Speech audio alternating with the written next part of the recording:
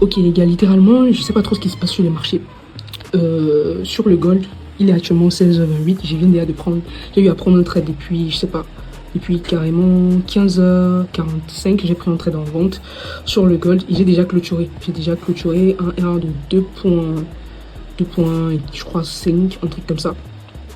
Mais j'ai tout clôturé. Mais j'ai décidé de laisser pour voir si on va venir chercher le target final ici, qui représente les 50% du FVG en H4. Donc, sinon, avant ça, j'avais eu à prendre un trade en achat. Attendez, je vous montre. Hop, mettez vos pauses.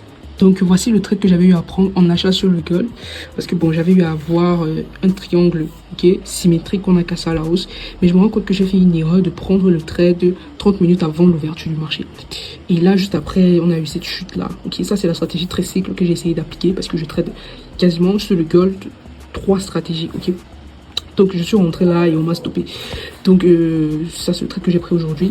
Sinon après j'ai donc attendu les 15h30 pour pouvoir littéralement trader ma stratégie scalping. Hier je n'ai pas eu de setup d'entrée. Si j'essaye encore de chercher les photos pour vous montrer un peu ce qui s'est passé hier. Alors voici ça. Donc hier ici j'avais littéralement plusieurs points d'entrée, mais le marché est revenu travailler cette zone-ci. Je ne sais pas si c'est une très belle zone. Et il y a aussi cette zone-ci. Je sais pas si je fallait prendre ça comme un OB. Mais bon, je n'ai pas pris le trade, j'ai laissé. Donc après, j'avais plusieurs zones ici que je voulais que le prix retrace. Le prix n'a pas retracé. Sinon, je suis entré avec la stratégie très cycle sur le gold. Et je suis allé prendre un des RR hier nuit. Donc, après avoir pris le stop d'aujourd'hui, j'ai donc pris cette vente que j'ai clôturée à plus de 39 $. Donc, je vais vous montrer un peu sur mon téléphone. Donc je peux dire que je finis un peu en profit parce que mon but en scalpant c'était tout simplement parce que voici le trade buy que j'ai pris où j'ai perdu 29 $ et celle où j'ai pris 35 $. J'aurais pu clôturer à 40 parce que le prix est arrivé jusqu'à 40, mais bon, dès que j'ai vu cette mèche-ci, j'ai préféré clôturer malgré que je sais que le prix peut remonter et repartir. Mais comme c'est un lot de 0,01, je ne peux pas faire des clôtures partielles, ok? Sinon j'aurais pu faire une clôture partielle et puis laisser l'autre tourner littéralement. Potentiellement le prix va peut-être revenir sur ce FVG en H4. On est même déjà dans le FVG. Donc peut-être il va arriver sur les 50%, je ne sais pas. Mais sinon déjà, on va voir ce qui va se passer. C'est tout. Il y a pas grand-chose à dire. Je préfère clôturer et littéralement, si vous voyez cette accumulation-ci, ce range ou ce drapeau, déjà moi je ne traite pas les drapeaux descendants. Parce que sur la stratégie très cycle, ce n'est pas très conseillé. Mais je pense que le trade peut littéralement arriver ici. Mais bon, moi j'ai pas envie de garder le trade, c'est assez stressant comme ça. Je préfère clôturer. Vu que je ne peux pas faire des clôtures partielles. Donc si j'avais un lot peut-être de 0,02, j'aurais clôturé un lot de 0,01, mettre à PE et laisser le reste tourner pour venir chercher le PDRA que j'ai mis ici, les 50% des H4. Donc peut-être le prix va arriver là, peut-être pas, je ne sais pas, mais j'ai déjà clôturé. Et ça me montre en fait que la stratégie, elle fonctionne. Déjà, je vais essayer d'expliquer mieux mon trade, ok. De 14h, bon, je vais faire une autre vidéo. Donc pour la prise de position sur ce trade aussi, il y a plusieurs choses qui sont passées. Mon ordi a littéralement la poussière. Donc ce que j'ai attendu, c'est de voir quel est le momentum des 30 minutes avant l'ouverture du marché, c'est-à-dire de 15h à 15h30.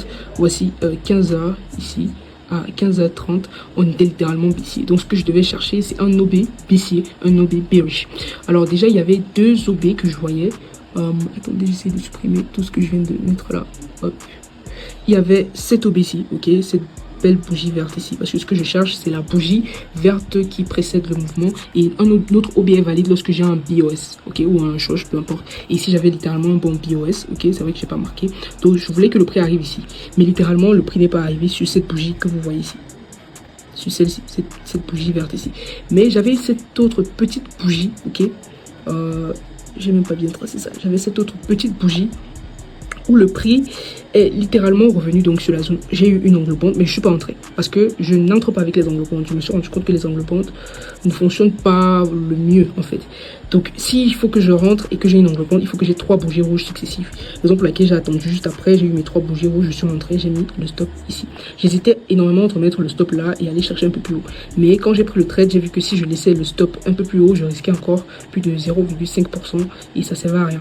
Donc j'ai respecté la stratégie, je suis resté ici parce que moi j'ai pris ceci comme un order block parce que sur un intervalle de temps de 1 seconde, littéralement on peut voir ça comme une accumulation parce que lorsque vous avez une bougie d'indécision comme ça, une bougie doji, c'est justement parce qu'on a plusieurs par exemple bougies alignées comme ceci. Et forcément, ça mérite d'être un OP, ou d'autres personnes vont appeler ça les zones de supply, je crois. Donc le prix est revenu, je suis rentré après les 3 bougies rouges. Et après, je suis allé targeter, premier target un R1 de 2, malgré que j'ai pas clôturé au R1 de 2, parce que mon target final il est un peu plus bas. Mais vu la réaction de cette bougie, moi j'ai clôturé directement le trade. Donc probablement le marché va, comment dirais-je, le marché va descendre comme ça, faire ça et revenir ici, je ne sais pas. Mais moi je suis sorti de la transaction parce que je suis déjà assez stressé. Si je garde encore un trade là, c'est pour monter mon stress, donc j'ai préféré clôturer. Et là, moi je vais quitter sur les marchés. J'ai d'autres trades qui tournent en swing sur le pétrole, ok, et aussi sur l'US30. Donc sur l'US30, je suis en vente et littéralement on est revenu dans la zone rouge. C'est que je dis que je comprends pas ce qui se passe actuellement. Je comprends pas. Et sur le pétrole, actuellement, je suis ici. Et mon but, c'est de venir targeter les 63,104. Ok, donc j'attends. Et pour la journée de mercredi, voilà un peu déjà les différents trades que j'aurais pu prendre. Littéralement, si j'avais pris ou si j'avais laissé ces 2 trades continuer, j'aurais validé mon challenge. Donc 2 trades magnifiques sur le gold que j'ai pas su prendre. C'est assez hallucinant, mais bon. Et je suis tombé sur le podcast, la dernière vidéo de Benjamin Deluse, le podcast qu'il a fait avec Dami Kabaj, où Dami Kabaj disait qu'il avait 84 stratégies de trading automatisées. S'il faut compter aussi ce qui n'est pas automatisé, peut-être il approche les centres stratégies.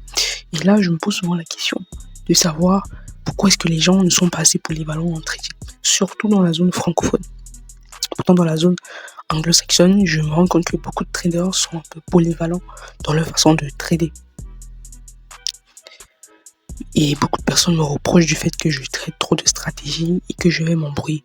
Littéralement, je suis pas embrouillé.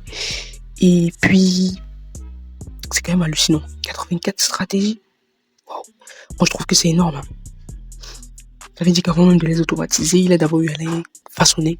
Avant de les automatiser, il traite beaucoup les actions, beaucoup les indices, beaucoup les matières premières par rapport au Forex. Mais bon, ok. Là, voici 2 trades magnifiques avec la même stratégie ici par contre, parce que si j'ai utilisé le tricycle gold, je vais même vous montrer ça directement ici, si je n'ai pas supprimé ça. Ceux qui traitent le tricycle gold, littéralement, je crois qu'ils ont pu prendre ces opportunités-là. Par contre, ici, les entrées sont day trading, donc il fallait clôturer. Et si on laissait tourner le trade, on partait chercher ici 14 de RR, la 5 de RR. Ça, c'est ma stratégie scalping que j'ai pris hier. Et moi, j'avais clôturé à 2.5, j'avais pris un lot de 0,01. Donc, si j'avais laissé un autre lot, si j'avais un lot de 0,02, et que j'ai laissé un lot de 0,01 tourner, je devais prendre déjà presque, si on est même ici, à 5 de RR. Sachant que le trade peut encore littéralement descendre, on a encore cette trendline qu'on peut venir travailler. Bon. Donc voici les différents trades que j'aurais pu prendre. Et si j'avais pris ces 2 trades, bon, je les ai pris, ok, mais si je les avais tournés, et c'est tourné, ici on m'a sorti malheureusement en SL parce que j'avais déplacé mon stop ici vers les 4661 et on m'a sorti. Et si j'avais laissé mon stop bien bas comme ici, je devais littéralement faire plus de 14 erreurs. Donc globalement, voilà.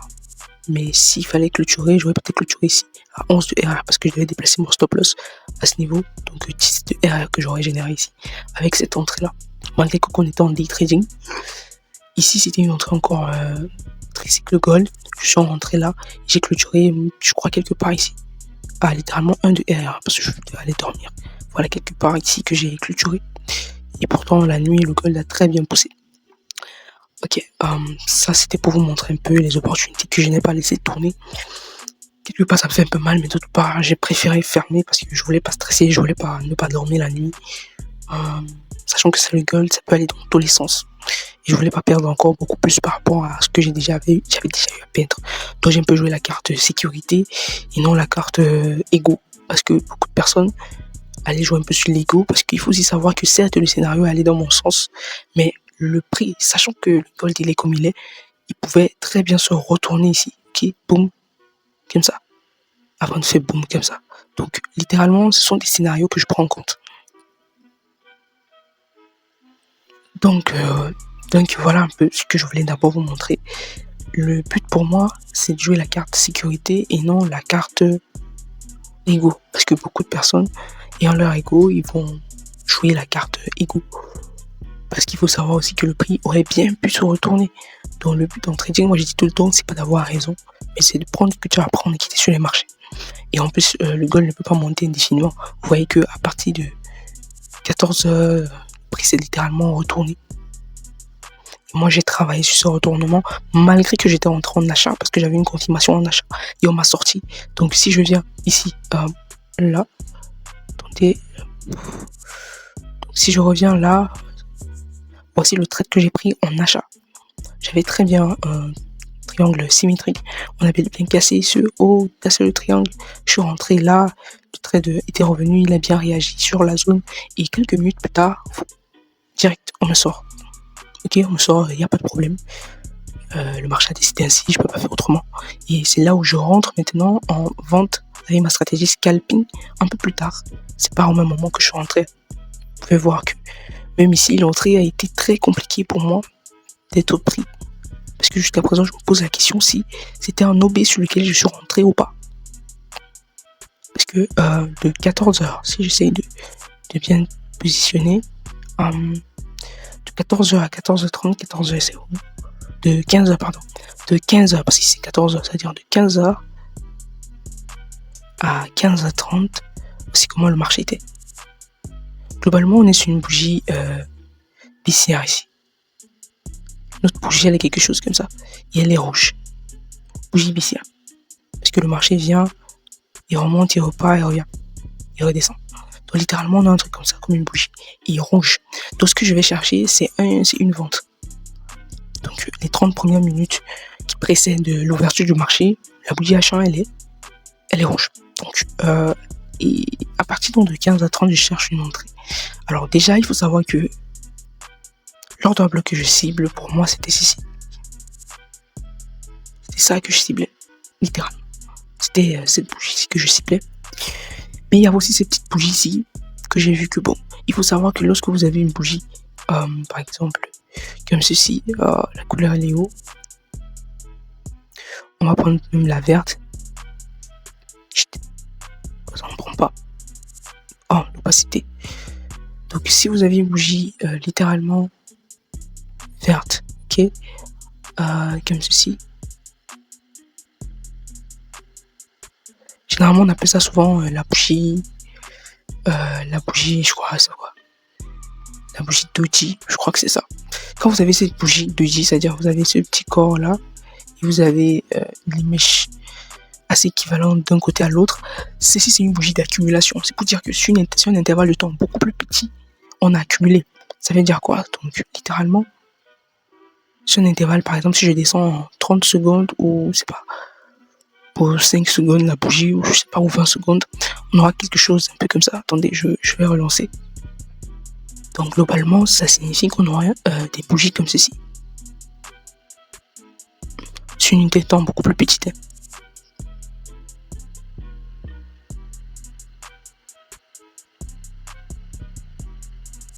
Je sais pas pourquoi.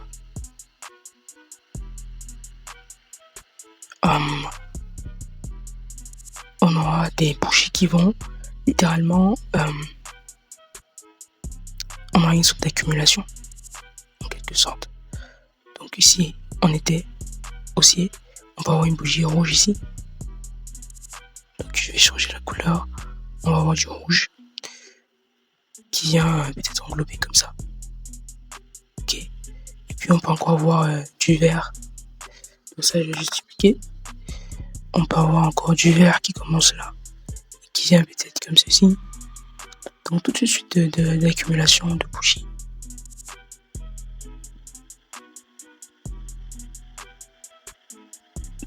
Donc littéralement on a une sorte d'accumulation comme ça. Bon, c'est juste un exemple, mais c'est à peu près ça. Et vous pouvez avoir une autre bougie rouge, etc.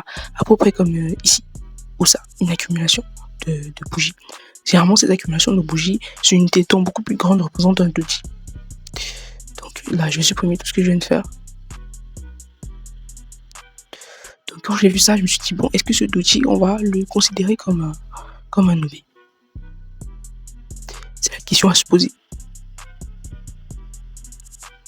Est-ce qu'il est considéré comme un OB ou pas? Un OB, c'est un order block, c'est un bloc d'ordre. Donc je me suis dit, bon, si le prix réagit bien dans la zone, je vais trader. Ok. Donc première réaction, une angle bond. Moi déjà, je ne rentre pas sur les angles bonds. Ok. J'aurais bien pu rentrer dans l'angle bond, faire un R de 2, déplacer peut-être à BE, et puis le prix devait me sortir à BE juste après. Donc ce que moi j'attends généralement, c'est deux entrées différentes. Il y a la première entrée que j'attends littéralement, c'est soit une entrée. Par exemple, là nous sommes en vente, on peut avoir une entrée. Littéralement. Je veux, l'entrée que je cherche, c'est par exemple ceci. Là on est en vente. Je prends un exemple simple. Je peux avoir peut-être une bougie comme ceci.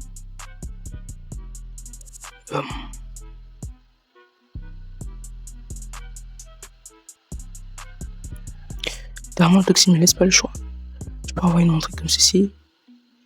J'ai peut-être cette bougie verte accompagnée maintenant d'une bougie rouge avec un corps assez intéressant. Donc ça, c'est l'une des entrées principales que je cherche, et pour moi, c'est même la plus puissante. Lorsque je la vois dans la zone dans laquelle je travaille, je rentre. Donc si j'avais une entrée comme ça, direct, moi, j'entrais ici et je mettais le stop loss, par exemple, sous la zone. Mais bon, je n'ai pas pu avoir cette entrée-là. J'ai eu une englobante, mais je voulais que l'englobante là soit suivie de deux autres bougies rouges. Et c'est ce que j'ai obtenu juste après. Donc juste après, je suis venu ici. On a englobé, on est revenu sur la zone, et là on a englobé celle-ci. J'attendais dans les deux prochaines bougies. On a eu bel et bien mes trois bougies. On m'a laissé ce qu'on appelle du displacement, FVG. Et moi je suis rentré. J'ai mis bel et bien mon stop là, et j'ai mis l'alarme à R2 qui était quelque part ici. Et juste après, le prix a bien poussé. J'ai clôturé quelque part ici finalement. Mais si j'avais laissé un lot assez intéressant, même un lot de 0,01, si j'avais pris un lot de 0,02, je devais clôturer un lot de 0,01 et laisser le reste. Et vous pouvez voir à quel point la zone a très bien marché. La zone en question, elle a très bien marché. Littéralement, on est rentré, le prix est revenu, il a corrigé, il est reparti. Donc globalement, voilà un peu, ça me prouve une fois de plus que ma stratégie elle est assez intéressante, cette stratégie scalping. Mais bon, c'est vrai que depuis lundi que je scalpe avec elle, je n'ai pas pris de stop. Parce que lundi, j'ai pris un R de 2, on m'a sorti à BE, parce que j'avais pas clôturé la position. Mardi, j'ai pas eu d'entrée. En fait, les entrées que je voyais, pour moi, c'était des entrées un peu compliquées. Je sais pas si il fallait que je prenne ça comme un OB. Et puis ce mercredi, pareil, je trouve que la stratégie marche tellement bien avec le gold. Et c'est un trade par jour, pas plus. Donc soit tu TP, soit tu stop loss. Donc globalement, voilà un peu sur tout ce qui est scalp. Sur l'US30, littéralement, j'ai utilisé la stratégie Brexen. On était très bien descendu, je sais pas ce qui se passe, pourquoi le prix est revenu aussi haut comme ça. Je sais pas, attends, on peut voir ce qui s'est passé sur le DXY. Ok, le DXY M45, c'était quand? Mercredi, il est revenu à la hausse parce que, je sais pas, j'avais tracé un truc ici. Attendez. Voilà, j'avais tracé cette OB. Le prix a réagi une fois, une deuxième fois. Maintenant, il est revenu dans un FVG H4. Mais est-ce qu'il va réagir à la baisse? J'avais une stratégie sur le FVG H4 et entrer en M15. Mais je sais pas. C'est assez compliqué ici. Donc moi, je pense que si on casse, si on fait un BOS ici ou un choche, si on fait un choche ici, on repart un peu à la hausse, à la baisse sur le DXY. Mais bon. Donc je sais pas trop ce qui s'est passé. On a explosé et quelque part ici on est sur un FVG H4. On est dans cette accumulation-ci. C'est assez compliqué. Très compliqué d'ailleurs. L'entrée est plutôt compliquée. Mais bon. J'espère juste qu'on va pas me faire sortir. Ce trade si ça va trop m'énerver. Bon, ensuite il y a ce trade que j'ai pris sur le pétrole après m'être sorti avec la stratégie Brexen. Déjà il faut savoir que bien avant je tradais le pétrole, mais j'appliquais en fait les figures chartistes. Les figures chartistes, notamment les drapeaux, les triangles ascendants, descendants. J'ai constaté que ça marchait très bien sur le pétrole. Le pétrole réagit très bien sur ces zones-là et on est en haut time frame, c'est-à-dire à partir de 30 minutes. Si vous êtes en petit time frame, ça marche pas. Donc je tradais avant le pétrole, mais vu que j'étais pas encore habitué au swing, c'était pénible pour moi de trader ça. Donc là, je suis rentré sur cette figure chartiste qui est un range ou un drapeau, ça dépend de vous. Et mon but, c'est d'aller targeter un peu plus haut. littéralement, quand je joue en weekly, mon but c'est qu'on revienne en fait chercher les 130. Parce que quand j'ai essayé d'utiliser le retracement de Fibonacci, beaucoup de gens vont être embrouillés sur ma façon de travailler. J'ai pas mal de choses que j'ai appris sur le trading. Du coup, je peux être extrêmement polyvalent dans tout ce que je fais. Donc, si j'utilise le retracement de Fibonacci en partant du fait que c'est ce lot qui a cassé ce high, ok, parce que c'est réellement ce lot qui casse ce high, on peut voir qu'on est bien revenu dans la zone OTE. Et puis bon, si je peux supporter des semaines, mon trade peut très bien aller chercher les 130. Mais bon, et ici j'ai remarqué qu'on avait une sorte de triangle symétrique qui est penché vers le bas. Donc si on casse encore ça, littéralement on part pour un achat. Donc ça me fait à deux confluences. Mais bon, déjà si on atteint une certaine zone, moi je vais mettre ABE. Comme si déjà je peux déplacer mon stop loss littéralement en dessous de ce lot pour commencer à sécuriser. Mais je n'ai pas, je peux déplacer mon stop loss en dessous de ce lot. Et en plus, j'avais pas trop risqué ce trade, donc littéralement, ça me dérange pas. Si on peut venir quand même toucher cette trendline, hop, ça pourrait être bénéfique pour moi. Donc, ce que moi je gère, c'est beaucoup plus ici. Et puis, on va voir comment le prix va évoluer. Alors on peut voir la double structure. Pas une fois en H4. Ok, et sur le GBP-USD, je suis encore en cours sur le GBP-USD. Pour moi, rien à signaler. On est littéralement aussi, il faut que je trace même une figure chartiste. J'ai l'impression qu'on a comme une sorte de range, un drapeau qui s'est formé. Donc littéralement, si on me la casse, on va me prendre le stop. Je crois que je vais clôturer le trade. Parce que quand je vois ce qui se forme ici, ça me plaît pas trop. Je crois que je vais clôturer ça. Littéralement, je peux faire clôturer à perte. Alors sur le GBP-USD, on m'a sorti ici. Je crois qu'on va montrer ça lundi, je crois, ou mardi, je sais plus trop. Alors là, UDCAD, rien à signaler. USDJPY, ok, d'accord. C'est littéralement ce que je vois là, je découvre ça avec vous. C'est assez compliqué ici. Littéralement, j'ai l'impression qu'on a le même principe. J'ai pas pu anticiper ça. Oh là là là là. J'ai pas anticipé ça. On a encore un drapeau ici qui a été brisé. On est rentré, on est reparti. Bon, mais en dehors de ça, on peut voir qu'on a un triangle ascendant. Donc moi, les gars, je vais clôturer ici. Je vais clôturer. Parce que regardez ce qu'on a. On a cette zone-ci. Et merde. Et puis on a ça. Triangle ascendant. Donc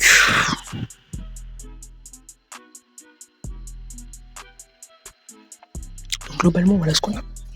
Donc je vais clôturer ça.